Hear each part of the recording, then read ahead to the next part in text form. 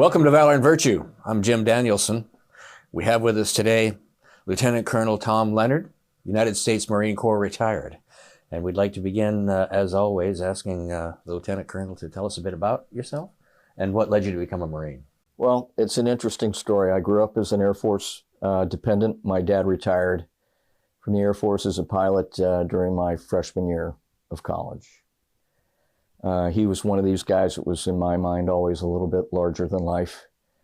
He was a helicopter pilot. He had a tour in Vietnam during Tet Offensive time, 67, 68. He was an advisor to a South Vietnamese helicopter squadron. He came home with 3 awards of the Distinguished Flying Cross. Wow. I always kind of knew I liked living aboard military installations. I liked being an Air Force brat. I always knew that I would at some point serve my country in the military. I went off to college. The only ROTC program at my college was Army. I enrolled, went all the way through the program. And at the end of the 4th year, we get our branch assignments on our orders. And I'd asked to be an armor officer. I wanted tanks. And I went at active duty. And my branch assignment comes back as air defense. And I'm going into the Guard of Reserves. I can't remember now. So I have this piece of paper. I have an hour off before my next class. And I'm walking through the student union to get a cup of coffee. And I'm not very happy. And off in the corner is a Marine captain with his little table set up. And it's wintertime. He's in mod blues, long sleeve shirt and tie, blue trousers. He's got his little table set up with the blanket and the pamphlets and the little machine going with the film showing officer candidates going to the O course. And I walk up, and he doesn't have a line because this is during the Carter administration. And it's right after Vietnam's over, and it's kind of not many people are beating a path to the recruiter's doors. And I walk up and I look at his stuff and kind of stand there, and he's sizing me up, and he finally says, "Can I help you?" And I pulled this piece of paper out and I handed it to him, and I said, "Captain, if you can get me out of these, I am yours." Wonderful. "And I will sign today." And he says, he looks at him, his eyes bulge out, and he says, "Let me make a phone call. Don't move." He runs down the steps to the student union basement. You can hear his Corps fams tippity-tap down the stairs. Yeah. And he says, "They want me to have you take the ASVAB." And I said, "Okay." And then we played a game where the Army wouldn't let me go because I had taken the money. And the Marines couldn't enlist me until the Army let me go. And it worked. It took a while to work out, but it finally did. And I left the Army program with a sure thing commission in the reserves to go to OCS in the Marines. Now, how long did you have to go until you graduated from college at that point? We were on quarters. I had 2 quarters left. So I finished. So that'd be roughly like your last semester. Yeah, yeah. And went home to Virginia to where my parents were. My dad was retired, and had about 6 months off before I reported to Quantico. Okay. Went to OCS, commissioned at the end, straight to the basic school, straight to my MOS school, straight to the fleet. Now we hear maybe people talking about what the Paris Island experience was like, but what was it like in the officer's basic course? What was that like? Well, OCS was nothing like any of the training that I received as an Army ROTC cadet, I will tell you that. Really? To the extent that it in the long run, I think the Army ROTC cadet experience probably hurt me because I had some expectation that the Marine officer training might be a little more like that, and it was nothing like that. They don't have sergeant instructors in the Army ROTC programs. And it was, I think, very similar. Friends of mine who had gone to both prior enlisted say that the stress level at OCS is higher. They're trying to stress you out, see what you do. They give you 5 things to do and time enough to give you to get 3 of them done, and they want to see what you're going to do. And of course, as you're going through it at the time, you don't know that. And so you try to do all 5 of them, and are they hoping or maybe wondering to see if you're going to realize this and prioritize? Yeah. The whole purpose, I think, behind OCS is to screen. It's not to train, it's to screen. And they're screening you out. And, keeping in mind, again, when I went through during the Carter administration, and all those services were downsizing after Vietnam, and, my platoon started with over 60 and we graduated 30. And some of them got hurt, but a lot of them just got weeded out. Some of them got hurt, some of them quit on their own, dropped on request after the 6th week, but most of the rest of them were shown the door because they didn't measure up. So it was unnerving to see that, yeah. Could it happen, like you obviously wanted to be a Marine. Right. Just sort of young men in general who are going through this, do they have this kind of occasional anxiety thinking, I want this, I'm not sure I can do it?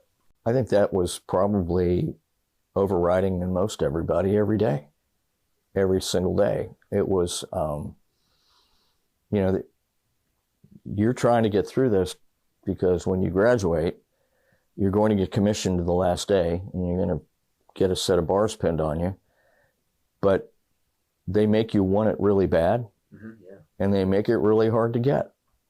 And I think at the end of that, when you do succeed and you are commissioned, and in my case, your father puts his dress blues back on that he's been retired after 5 years, and you're standing on the theater at Quantico across from him, and he's memorized your oath of office, and he's got his hand in the air, and you've got your hand in the air. It really makes it even that much more worth it. Yeah, that is really fine. And you know what?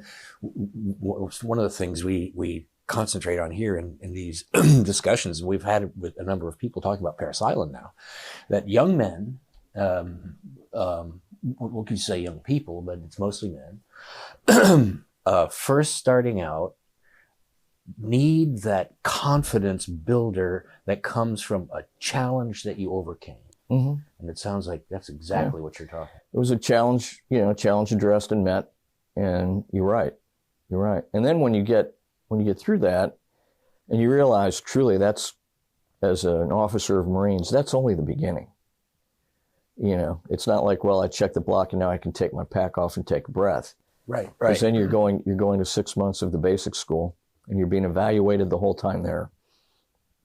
And then you get to the fleet and you're being evaluated the whole time you're in, and you're being evaluated by your seniors, and you're being in the fleet, you're being evaluated by your peers. He's a good guy, he's not, kind of stuff. And you're being evaluated by your subordinates. You truly are. How does that work? Well, they're watching you. Sure. Marines Gotcha. are watching you, and they're watching how you respond to events and stressors and everything under the sun that happens in a given day, in the California sun at Camp Pendleton, in my case. What is, maybe there's no one answer to it, but, you're a second lieutenant and you go to your first unit and there's like a sergeant major there or a master gunnery sergeant. How does that interaction work? Well, I think most lieutenants know enough to just kind of stay out of the way of the master gunnery sergeant or the sergeant major. And depending on who they are and how they are, and you've got some that, have reputations of, being hell on second lieutenants or whatever. But I always kind of felt like, especially the master gunnies were there. They were the old men of the battalion. In my field, Amtracs, we had 9 in the whole Marine Corps, including the reserve community. So they were somebodies.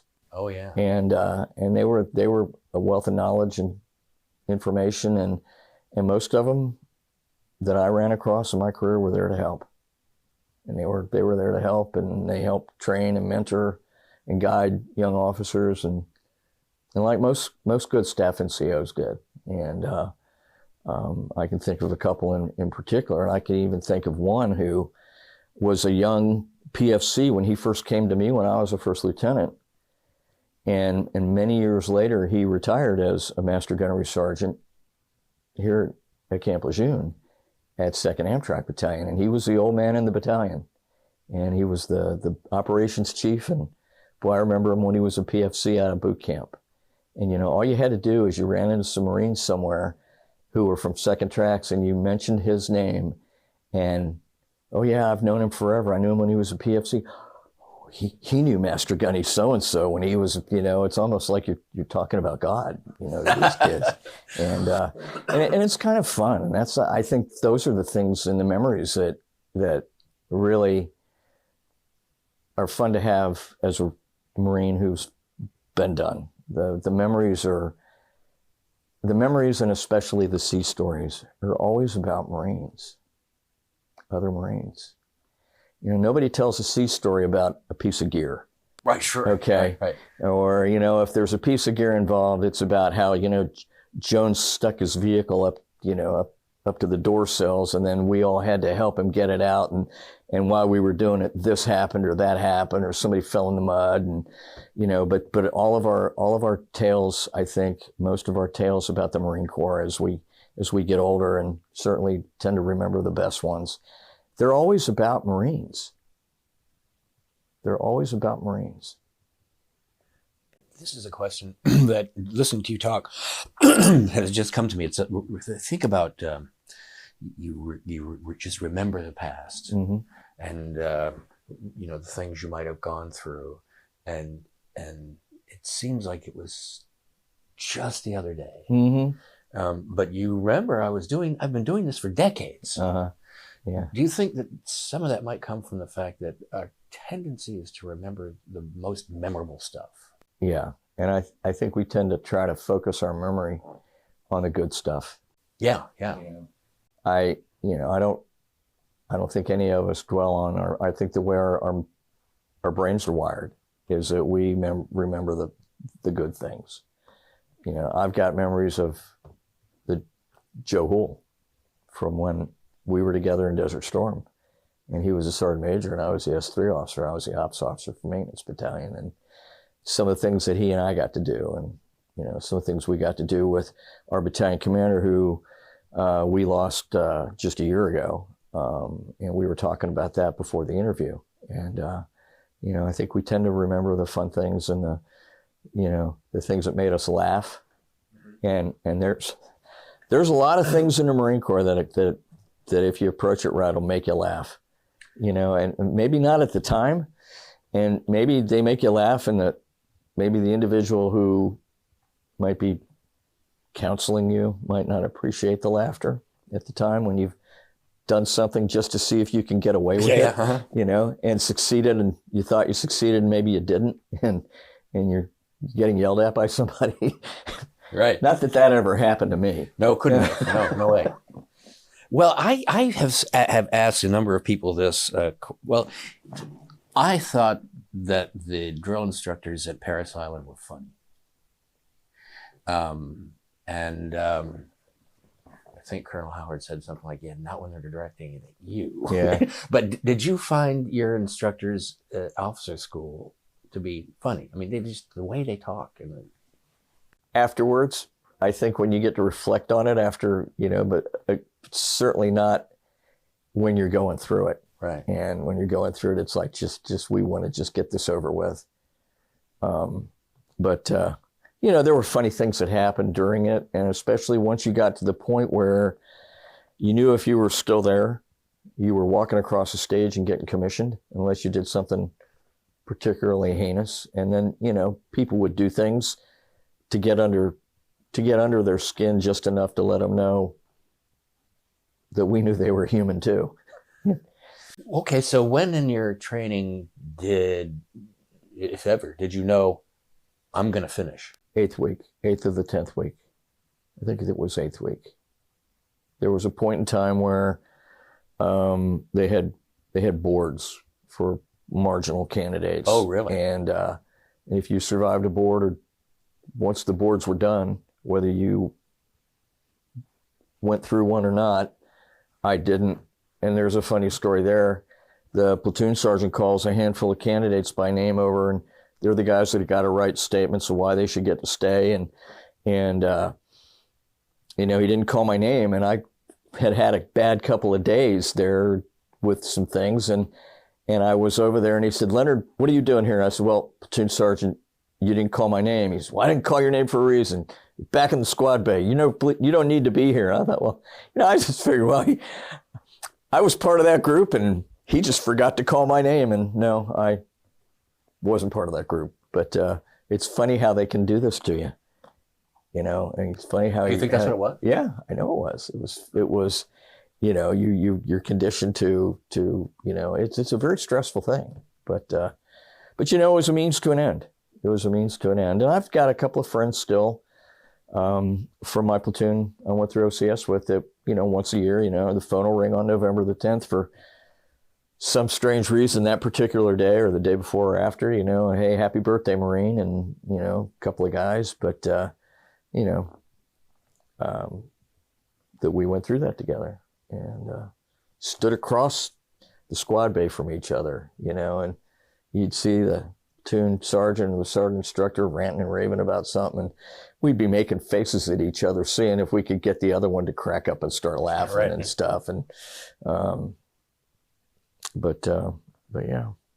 Now, So each time you're promoted, you have greater responsibility. Right.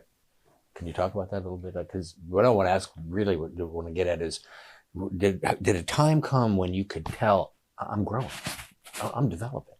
Yeah, I think one thing about Marine officers is we're always evaluating ourselves. And I think we're all also, a lot of us are our harshest critics. You want to do well.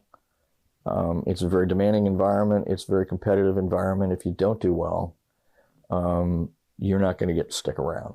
And the requirements of attaining a regular commission, there's requirements of getting promoted up through a certain rank. And if you don't, after a second look, you're discharged. So we're all, that's always there.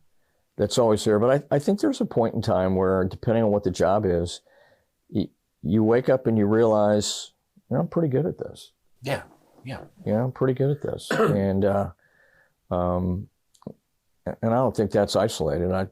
For me, it took a long time for me to wake up one morning and realize I'm pretty good at this as a platoon commander. And but you've got people helping you out all the way. You've got, if you listen to them, you get great staff NCOs. I in particular have and he's a friend of George. He's who I met Joe Houle through. He's a retired sergeant major. But when I met this individual, I was a second lieutenant. He was a staff sergeant. And I met him when I was an Amtracker, a brand new Amtracker. And I often say that I can claim the title of retired Marine largely because of him. Really? Yeah. He saw this young kid come in with like a lot of young second lieutenants. I won't say I thought I knew it all, because I didn't, but I knew what I didn't know, I thought. And, but he saw something in me, and he saw somebody that maybe needed to have their hands put on their shoulders, and maybe instead of going this way, gently turn them, go that way, and did it in such a way that you didn't feel like you were being corrected by an enlisted man, right, or being, belittled in any way, but, helps with your personal professional growth. I will tell you, in the case of this particular individual, there were many counseling sessions that occurred after hours in a place where adult beverages were served, and maybe some of those counseling sessions were while making triple bank shots off a pool table. Okay. And Joe knows who I'm talking about. And but it's I think that's a big part of officer development, is especially for junior officers, having that staff sergeant or that gunny who's willing to take the time with you. And, you know, when I first came in, all of our staff and COs had been to Vietnam, especially in Amtrak's. And they brought something to the table that, you know, a second lieutenant out of college doesn't have. And they were, you know, the good ones were good about, I've always said that officers train other officers. Staff and COs teach. And there's a difference. This is, you were touching on something really important, and that is, and certainly with regard to our mission here, you're growing as an officer, but you're growing as a human being. Mm-hmm. And as a human being, you will eventually be a civilian again. Would you say it that way? Yeah. Or, I mean, once a Marine, always a Marine, but you're not active duty. Right. Right. If you had to explain how your time as a Marine helped you to be a better citizen? Well, I think that those of us who spent careers in the Marine Corps, and probably any branch, but the Marine Corps, we understand the concept of service.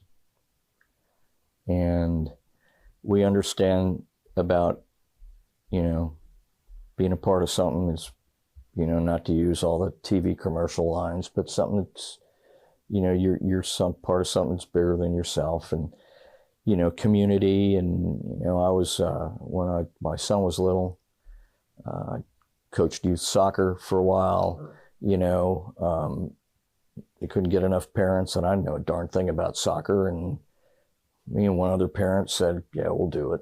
And, you know, you do that, you remember your community, you know, you take the time to be involved. And you know, you're 10 years later, you're walking through a store in the same town, and you're back visiting, and you hear some familiar voice, and you're, hey, Coach Tom, and you turn around, you're looking for some guy that's like this big, and he's, you know, this big now, because, you know, and they remember stuff. And, you know, my son was married. His best man was his college roommate. He was also one of our soccer players.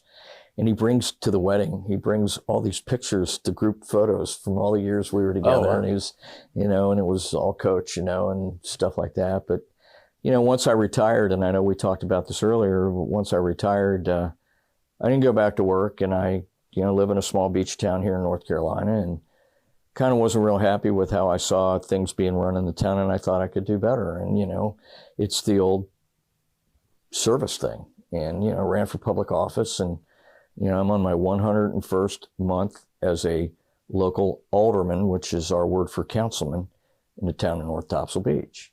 And, you know, you volunteer, you give your time, you know, they pay you a little bit every month, but you burn it all up in gas and time, and, you know, just you feed it back into the town. And, but it's, you know, it's time consuming. It's sometimes thankless, but, you know, you like to think that at the end of it all, you've made some level of measurable difference. And in my case, you know, you made your town a better place to live and work and play for your vacationers. And so, yeah, I think there's a lot to people who've spent a career in the Marine Corps.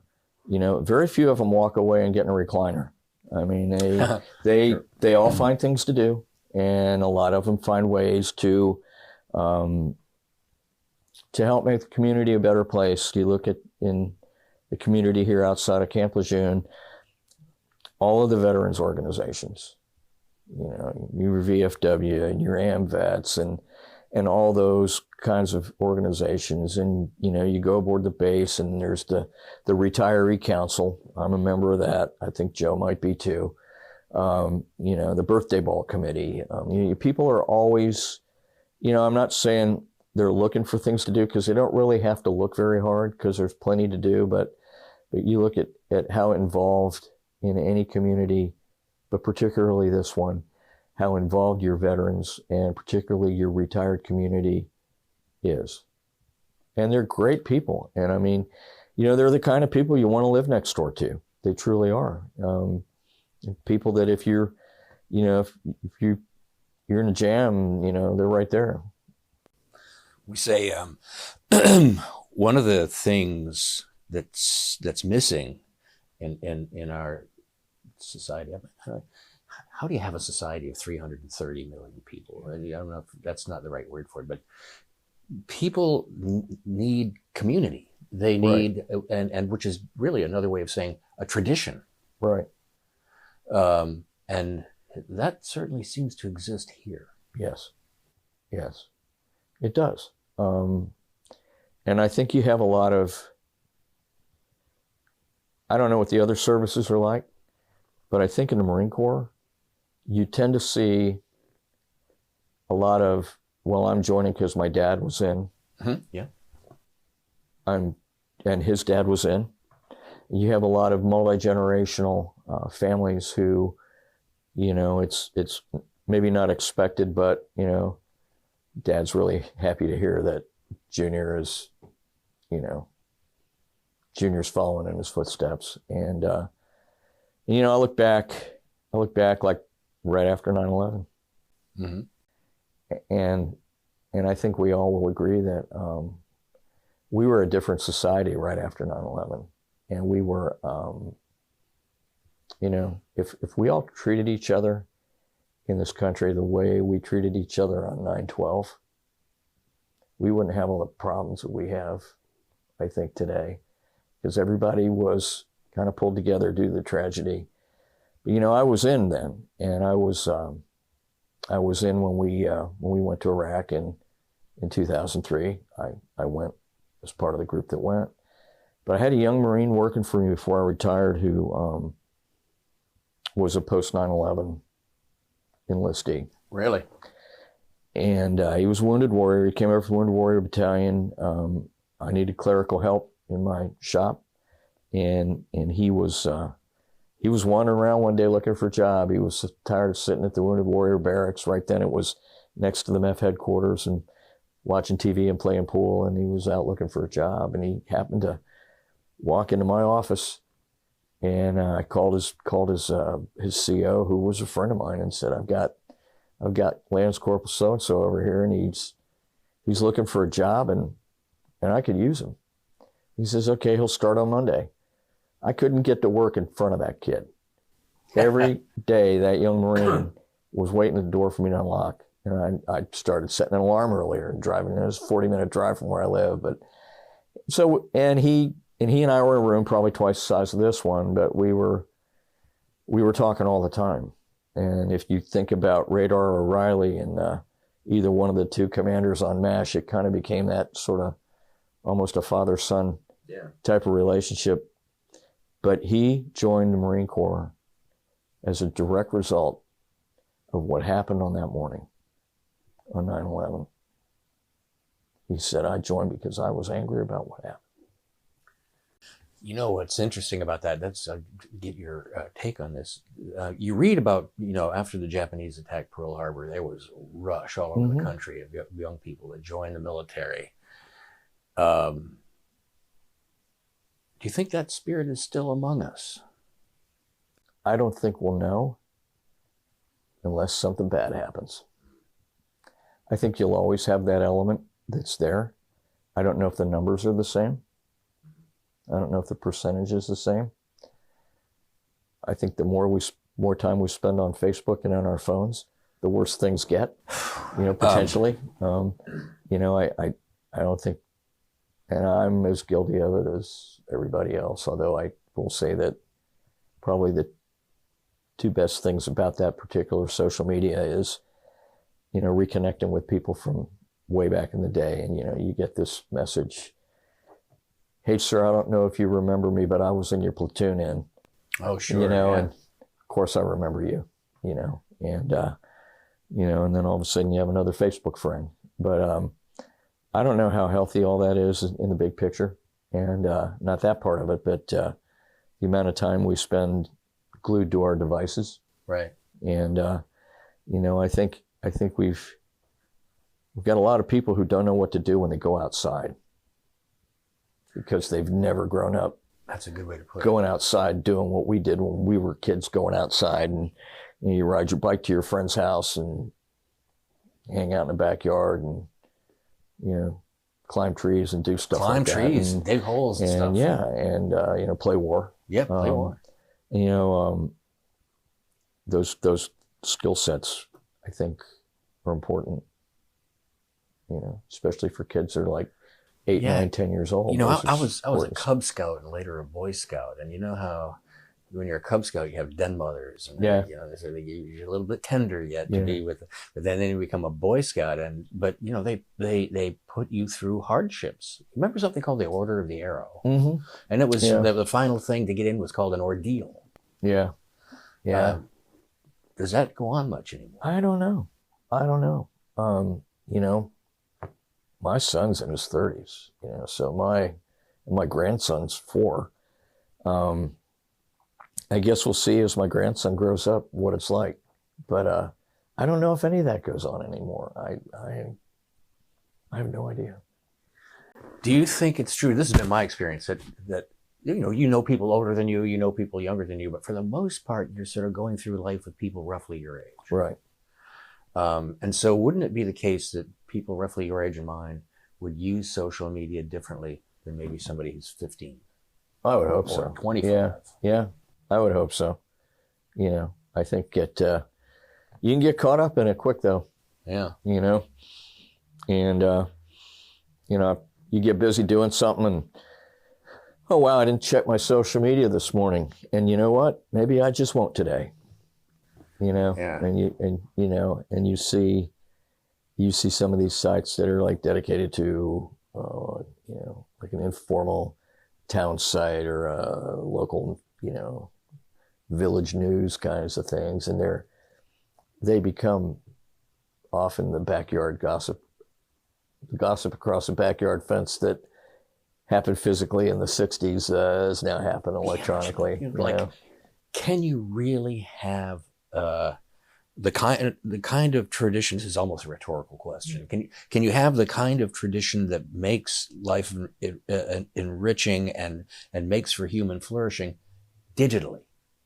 I don't believe you can.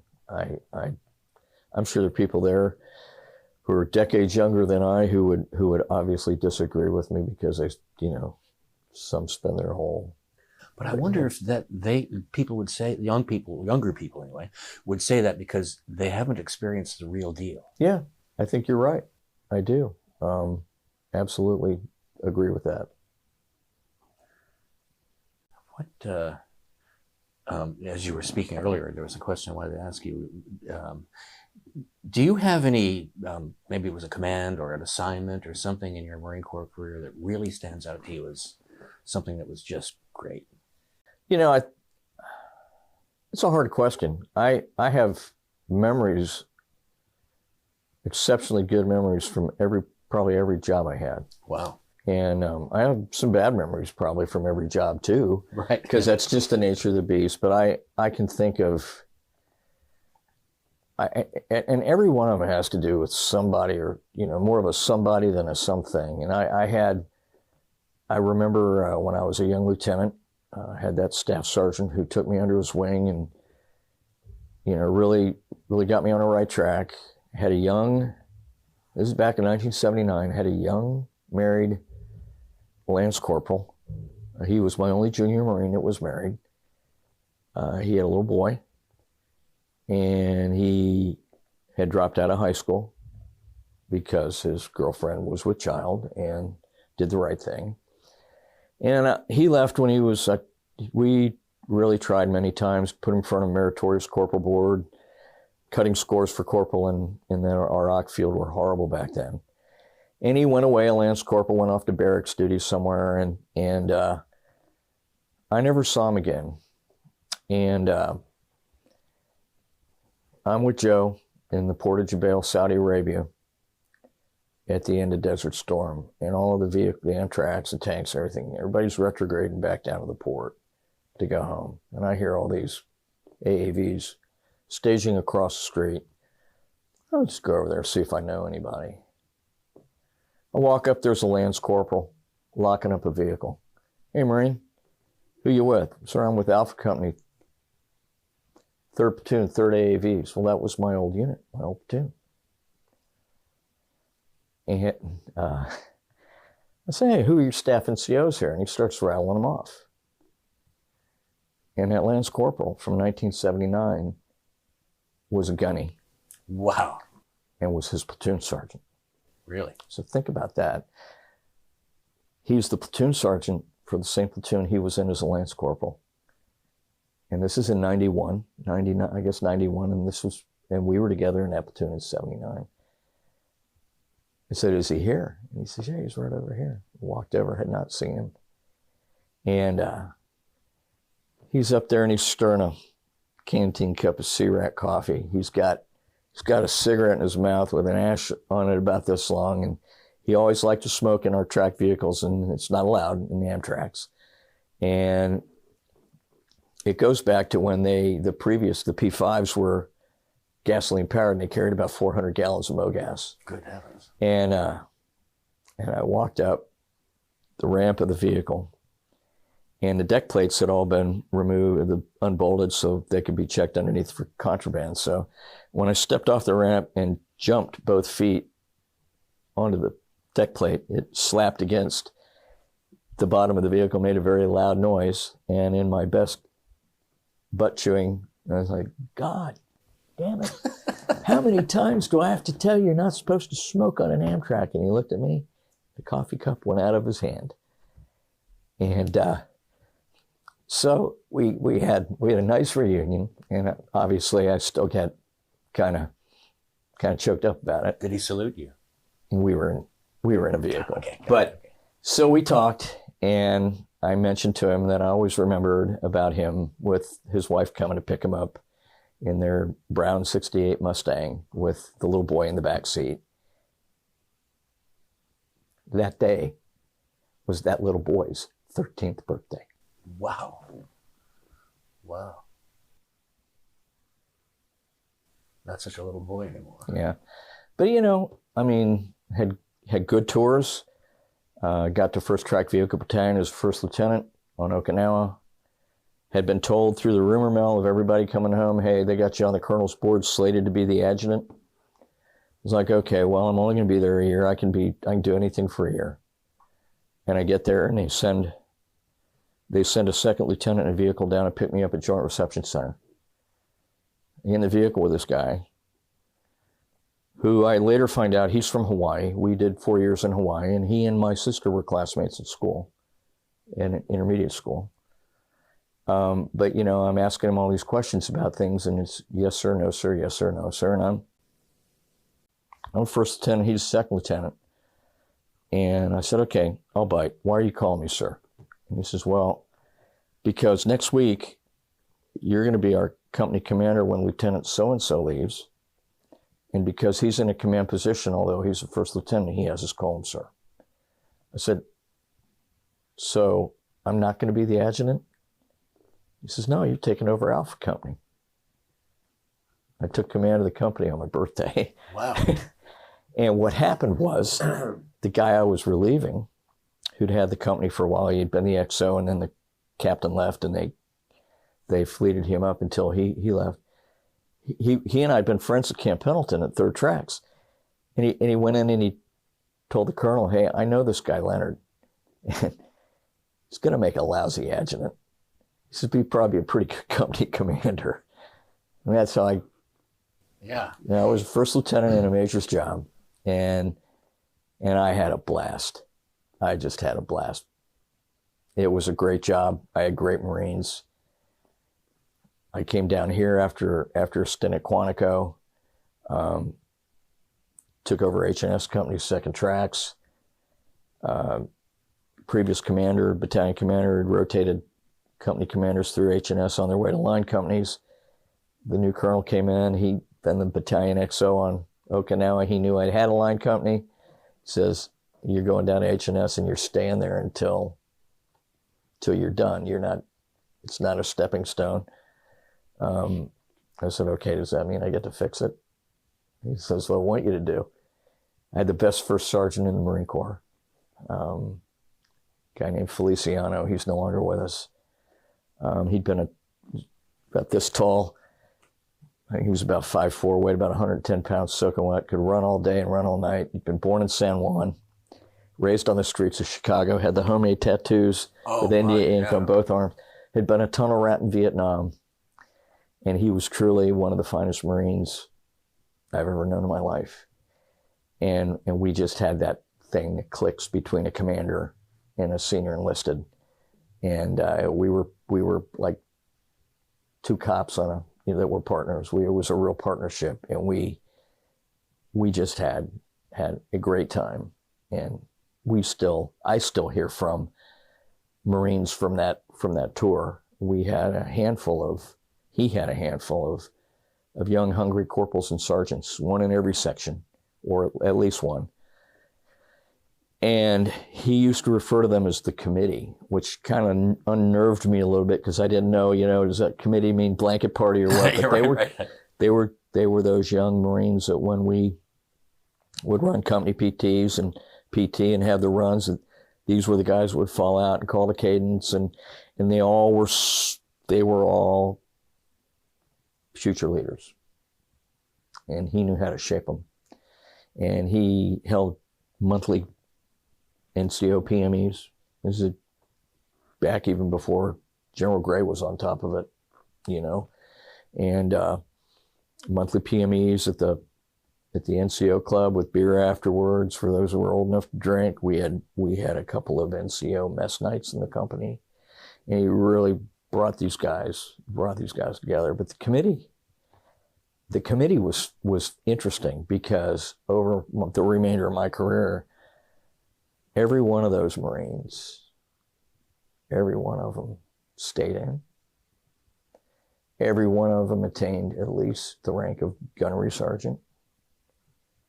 And one of them retired as a CW05. Really? Yeah. And every one of those Marines, when you run into them, and they're all retired now, but they all talk about that tour. They all talk about that first sergeant and how important he was in their career development. One of the things that stands out about this conversation, and it's so glad that it's being recorded, is because people come front and center. They do. And that's a message we want to communicate to our countrymen who might be struggling with confusion or maybe, even thoughts that, this whole social order needs to come down. Yeah. Well, we take a different view of it, won't we? If we say, no, we'll defend it. I don't follow you. I don't. Maybe I was not paying attention when I was trying to not spill. No, I wasn't being very clear. No. Say it again. Okay. It's what we can recognize, that there are problems, and those problems need to be addressed. Something like that is why you became an alderman, right? Right. And so, can we not, at one and the same time, realize there are problems? I can identify them. We can work with others, discuss them, try to address them, but still, this place is worth defending. Oh, absolutely. It absolutely is. I mean, it's still the greatest country in the world. I think it's, our society, and, we've got our ills, and we've got a lot of politically driven agenda.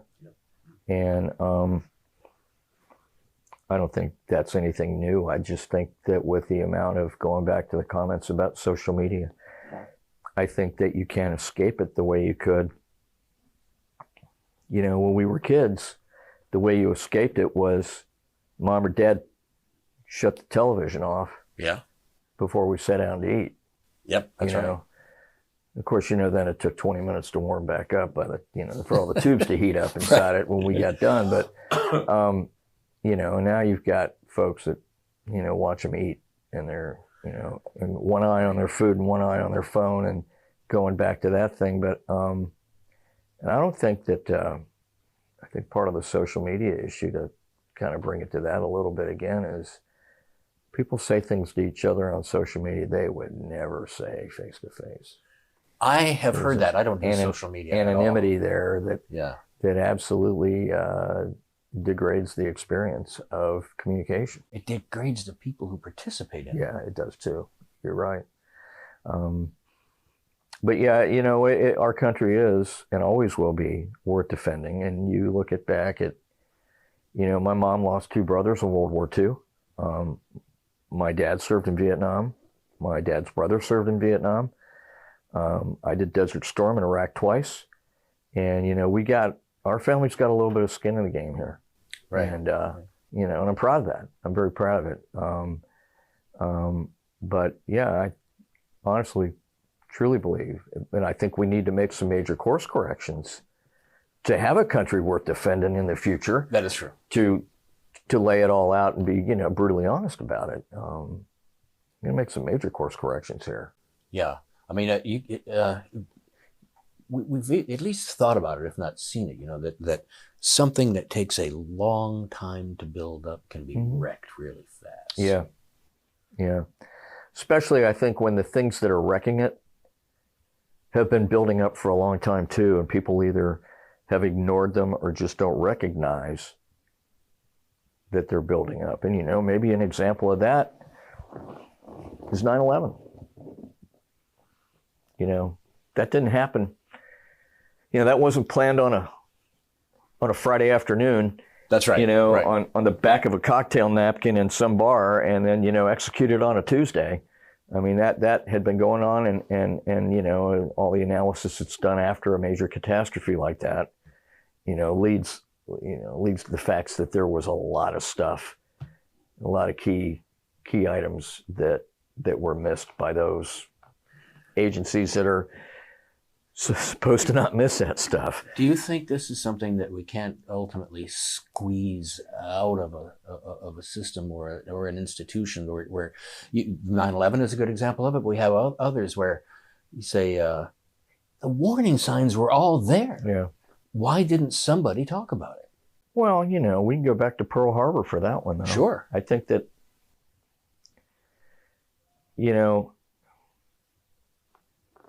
people miss things.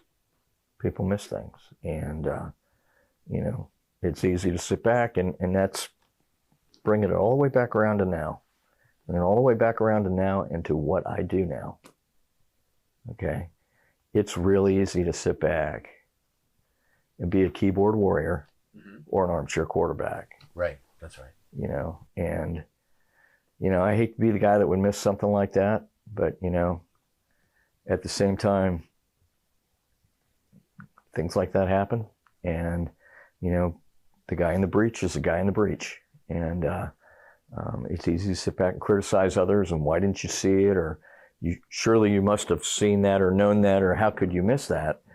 Well, you think you can do better, step up. Have at it. We got a lot of, and I think maybe that's part of the issue with the social media stuff again, and we seem to continue to come back to that, is that it provides that conduit for people to, criticize, but never to have to step up. There's a whole lot of value in to me. There's a whole lot of value in the phrase "put up or shut up." You think you can do better? Volunteer. Volunteer. In my town, we always need volunteers. We used to have 2 separate boards, a board of adjustment and a planning board.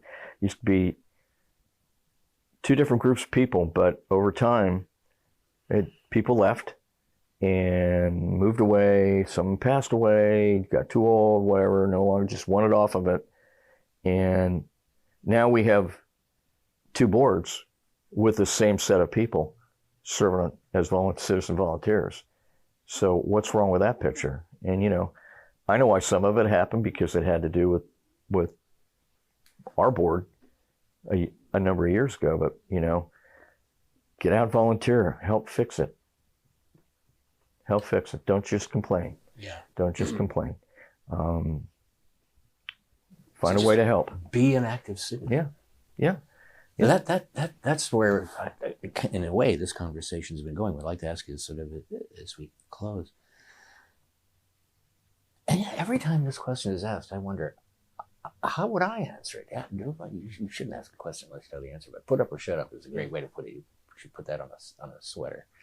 But what does the Marine Corps have to offer to America, let's say, beyond what it already does, as with its tradition of honor, courage, commitment, and discipline, and standards, and they're adhered to Americans who might be a bit confused about what is the purpose of America anyway? Well, I think, when you talk about the Marine Corps in terms of initial training, either officer or enlisted, you probably the first week you learn the courtesies of customs and condition, or all of that stuff. Okay, the traditions. You learn where the Marine Corps was founded. You learn the birth date. You learn why it was founded. All that stuff you learn up front. And I think in a lot of ways our dwelling on that, which is probably not the right word, but our insistence on instilling that into our newest sessions, both sides of the rank structure, sets us apart from the other services. I think we drill it into our guys, and I'm probably not the only guy who's gone up to the Tun Tavern marker in Philadelphia and got their picture taken next to it, which I did last December when I was up in Philly for the Army-Navy game. For us, that's kind of like getting your picture taken like that. That's like going to Mecca. You got to do it. And but we do instill all those customs, courtesies, traditions for a reason. And it cements to the new guys, the guys that are going to do that to the generation behind them. Right. Why is this so important? Why is it so important? And the fact that it is important. But I think for our youth today, it's if you're confused or you don't know what to do. How many Marines have we all known? Adrift out of high school, don't know what to do, whether it's wartime or not. Maybe this will put me on the right path.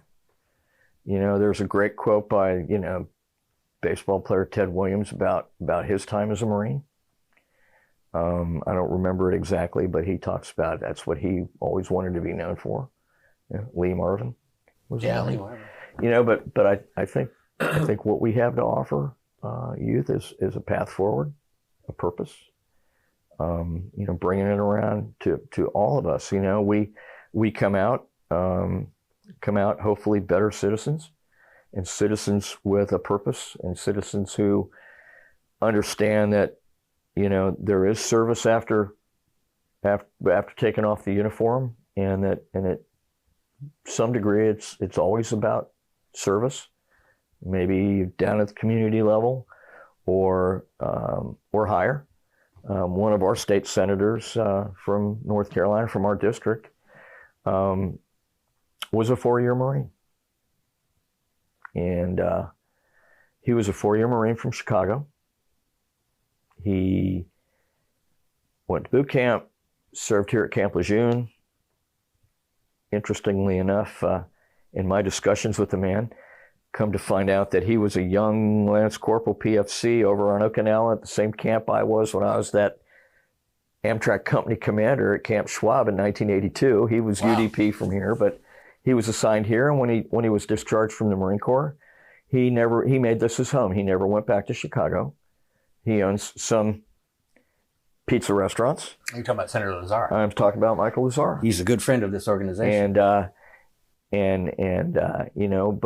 now he was councilman in Jacksonville. He was the mayor pro tem in Jacksonville, and now he's our state senator. And not only is he very good to this organization, he's been very good to my town. Really? Yes, and but he's an example. He's a perfect example of. He did 4 years.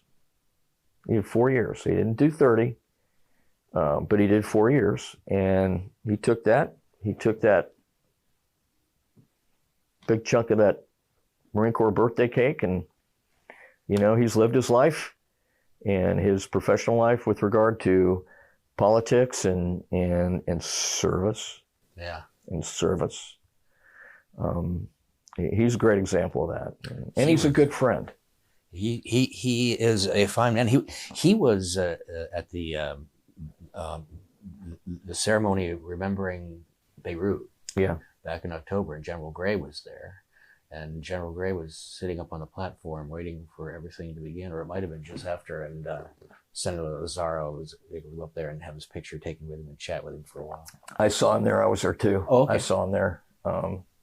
I try to go every year. I won't be going this year, unfortunately. I'll be attending my high school 50th class reunion in Honolulu. You didn't graduate in Honolulu, did you? I did 3 of my 4 years there. We did 8th through 11th grade in Hawaii, and then my father got transferred at the end of my junior year to Whiteman Air Force Base, Missouri. Oh, that's Yeah. a big change. Yeah, it was culture shock. Yeah. It was culture shock. Good Yeah. heavens. Yeah, we had more people in my high school class in Hawaii than are in the whole school for 4 grades in Missouri.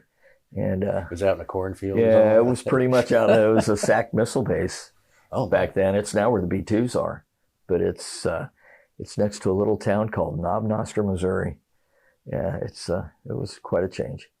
There was a handful of us who were in my senior class who were all in the same boat. There were 4 of us in the same neighborhood that our parents had moved there right before our senior year, so we kind of became the outcasts and hung out together for the year. But yeah, so I won't make the Beirut this year, and I really hate that I'm not, but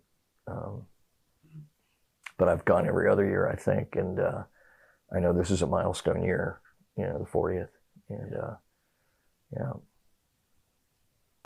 Yeah, this is, you think that was so long ago, and yet there are people living in this community who are dramatically affected by it. Mm-hmm. I have a couple of good friends, and I didn't know them at the time. They were East Coasters, and they were here. I had just come home. I was on leave in Virginia. Just come back from Okinawa when the bombing took place, and but I've got 2 or 3 friends I can think of right offhand who were casualty calls officers for Beirut. And what was interesting was, I guess it was the last year before we stopped, the last year before COVID, when they really, narrowed down on public attendance at the memorials. My one friend who lives out in Sneads Ferry, he actually reconnected with the family at the memorial service, probably back in 2019. The family who he knocked on the door back in 1983. And the other one, actually, both of them have reconnected with their families. The little kids are, middle-aged. Yeah. And yeah, but you're right. It really, I don't know, in a lot of ways it did shape and define this community, though, in terms of pulling together. Yeah. As did Desert Storm. And a lot of the changes have been made here since Desert Storm. When the base effectively emptied itself to go to the sandbox in '90, a lot of Marines sent their families home. They didn't like a lot of what was going on out in town. A lot of the relationships between the merchants and the Marines, and the places with the high interest rate car loans and all that. Right, And the city took note, and the city, to their credit, said, "Hey, we got to make some changes here." That's good. And they did. They made changes, and they made this much more, I think, of a military family friendly environment. And people like Sammy Phillips, who's a mayor, folks like that who have really tried to live it, and not just talk it, but live it, and make it a very military friendly community. I know we are out where I live. We have a lot of Marines that like to stay at the beach. We have a lot of Marines who like to retire at the beach, like I did, and we love our military. Well said. Yeah, we love our military. I mean, we kind of have to. We had a gunnery sergeant who had spent a lot of time living in North Topsail Beach. I don't know where he was originally from, but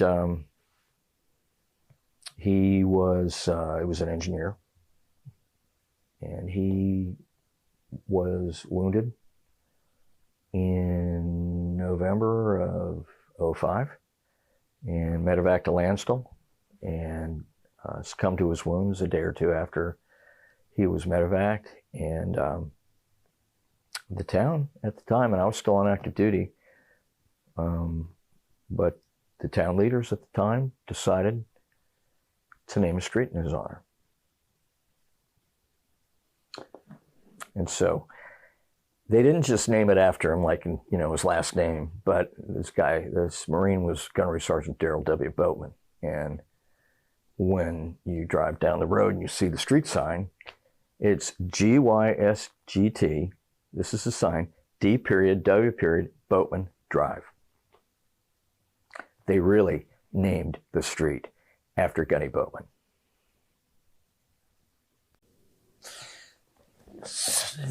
This is leading by example. Yep. Which I suppose, if we want to address the problems of our society, we have to sort of, first of all, live like the answer to it. Yeah. And never stop fighting. And I mean, as you get older, it gets harder to fight. But if there's injustices or things that you don't agree with, or just, in my case, and I'll be very blunt about it, not necessarily agreeing with the current flow of some of our societal issues. Sure. You gotta dig your heels in. And, where did a lot of us learn how to dig in our heels? Right there. Sir, that is the perfect place to wrap up what has been a conversation that belongs in this mission. Well, it's been a pleasure. It truly has. Thank you, sir. I wasn't sure what we were going to say or how it was going to go, but I've enjoyed this, and I hope my rambling for the past couple hours has been relevant. No, you drifted back and forth between being interesting and inspiring. Well, so thank you. This is really good. And we will say to our viewers, this is Lieutenant Colonel Tom Leonard, United States Marine Corps retired, United States citizen, active duty. Thank you. Thank you, sir. And thank you very much. I appreciate it. Thank you.